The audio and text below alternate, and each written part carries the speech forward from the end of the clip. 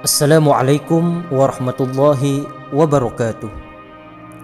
Hamdan wa syukran lillah, salatan wa salaman ala rasulillah, la hawla wa la quwwata illa billah, amma ba'du. Diriwayatkan bahwa ketika hari kiamat Rasulullah sallallahu alaihi wasallam berdiri di samping mizan atau timbangan yang akan menimbang amal baik manusia, baik ataupun buruknya.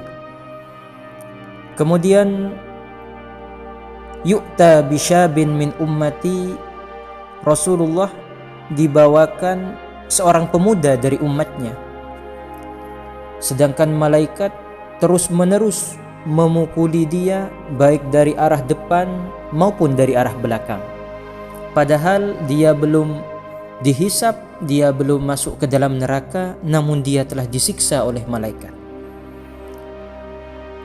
Pemuda itu sampai bergelantungan kepada Rasulullah sallallahu alaihi wasallam dan berkata, "Tolong aku wahai Rasulullah, tolong aku umatmu wahai Rasulullah." Rasulullah bertanya kepada malaikat, "Ya malaikat Rabbi, wahai malaikat Tuhanku, apa dosanya? Kenapa kalian sampai menyiksa sedemikian rupa?" Malaikat menjawab, "Adraka syahra Ramadan fa'asallaha fihi." Orang ini menututi bulan Ramadan namun dia senantiasa bermaksiat kepada Allah di dalam bulan Ramadan. Dia tidak bertaubat kepada Allah Subhanahu wa taala, maka Allah membuatnya meninggal seketika. Kemudian Rasulullah sallallahu alaihi wasallam, "Apakah kamu tidak membaca Al-Qur'an wahai pemuda?" Pemuda itu menjawab, "Saya pernah belajar wahai Rasulullah, namun saya sudah lupa." Akhirnya Rasulullah berkata, "Bi'sasyab anta." Engkau adalah seburuk-buruknya pemuda. Akhirnya Rasulullah sallallahu alaihi wasallam terus diminta untuk memberikan syafaat, sedangkan malaikat terus menerus menyiksa pemuda itu. Na'udzubillah tsumma na'udzubillah. Dengan syafaqahnya Rasulullah, kasih sayangnya Rasulullah, beliau mengangkat kedua tangannya meminta kepada Allah, "Ilahi syabun min ummati," wahai Tuhanku, ampunilah pemuda ini. Pemuda ini adalah bagian dari umatku. Kemudian Allah Subhanahu wa taala berkata, "Tidak bisa wahai Muhammad. Dia punya musuh yang begitu berat. Musuhnya begitu kuat untuk dilawan." Loh, siapa musuhnya wahai Tuhanku? Akhirnya Allah Subhanahu wa taala berkata, yang menjadi musuhnya adalah bulan Ramadan. Akhirnya Rasulullah angkat tangan, beliau bersabda, "Ana bari mimman khasamahu syahru Ramadan." Saya angkat tangan, saya tidak bisa membantu orang yang dimusuhi oleh bulan Ramadan. Na'udzubillah tsumma na'udzubillah. Ada sebuah hikmah bahwa ketika kita memasuki bulan Ramadan, jangan sampai, meskipun masih banyak dosa maksiat yang kita lakukan, jangan sampai di hati kita muncul kebencian terhadap bulan Ramadan. Na'udzubillah tsumma na'udzubillah. Meskipun kita masih terus-menerus berlumur dengan kemaksiatan, jangan sampai di hati kita terbesit kebencian terhadap bulan Ramadan. Karena apa? Karena jangan sampai Ramadan menjadi musuh kita sehingga akan terhijab bagi kita syafaatnya Rasulullah sallallahu alaihi wasallam. Makanya disampaikan oleh ulama, setiap kali menjelang bulan Ramadan, memasuki bulan Ramadan, amalan yang paling penting adalah amalan hati, yaitu niat menyambut bulan Ramadan dengan hati yang ikhlas, hati yang lapang dan gembira.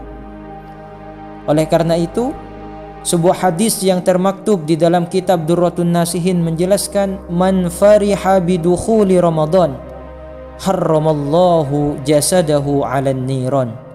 Barang siapa yang bergembira dengan masuknya bulan Ramadan, Allah akan mengharamkan jasadnya masuk ke dalam neraka. Begitu mulianya bulan suci Ramadan, sehingga untuk menyambutnya saja Allah telah menggaransi kita selamat dari api neraka.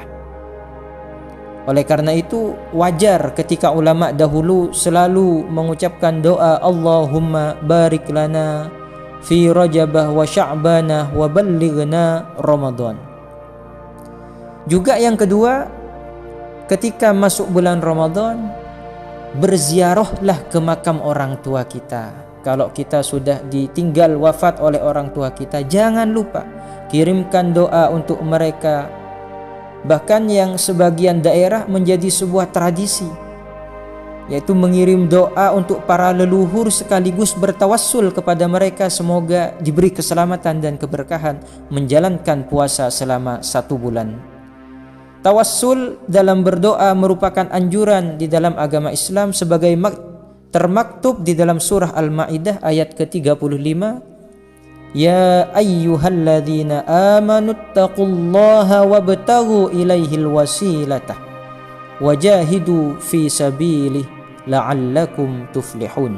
Hai orang-orang yang beriman, bertawakallah kepada Allah dan carilah wasilah untuk mendekatkan diri kepada Allah.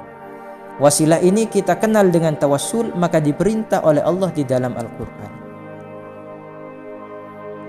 Diriwayatkan pula dari sahabat Ali bin Abi Thalib bahwa Rasulullah sallallahu alaihi wasallam ketika menguburkan putri dari sahabat As'ad, yaitu namanya Fatimah binti As'ad, beliau berdoa Allahumma bihaqqi wa haqqil anbiya min qabli ighfir li ummi ba'da ummi.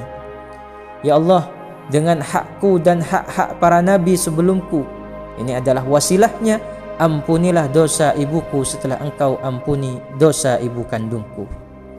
Selanjutnya amalan yang ketiga ketika memasuki bulan Ramadan adalah saling memaafkan.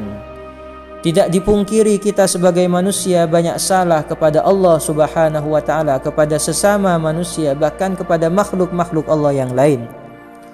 Mengingat bulan Ramadan adalah bulan suci, maka tradisi memaafkan baik secara zahir ataupun batin, kita mensucikan diri kepada Allah Subhanahu wa taala, itu baik untuk dilakukan.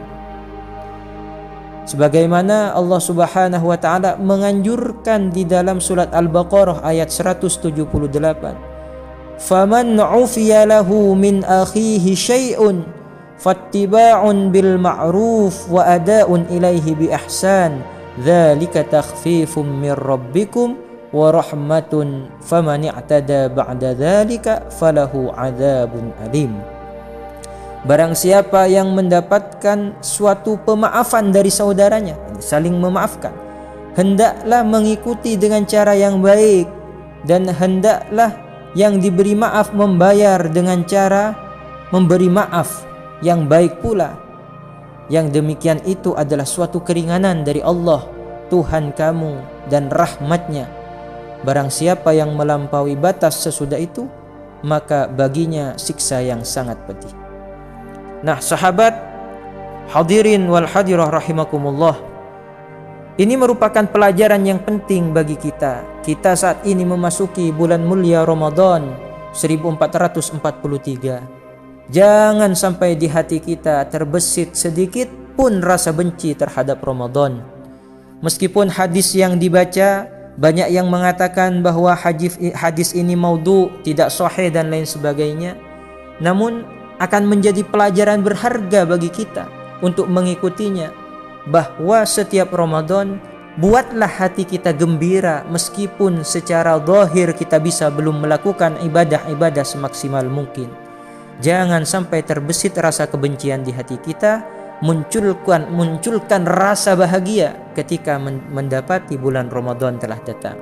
Semoga kita senantiasa dimasukkan ke dalam golongan orang-orang yang bertakwa, mengamalkan Ramadan dengan paripurna, mendapatkan pahala dari Allah Subhanahu wa taala. Semoga rizki kita juga dilancarkan oleh Allah Subhanahu wa taala sehingga bisa menjalani Ramadan sebulan penuh dengan baik. Amin Allahumma amin. Wassalamualaikum warahmatullahi wabarakatuh.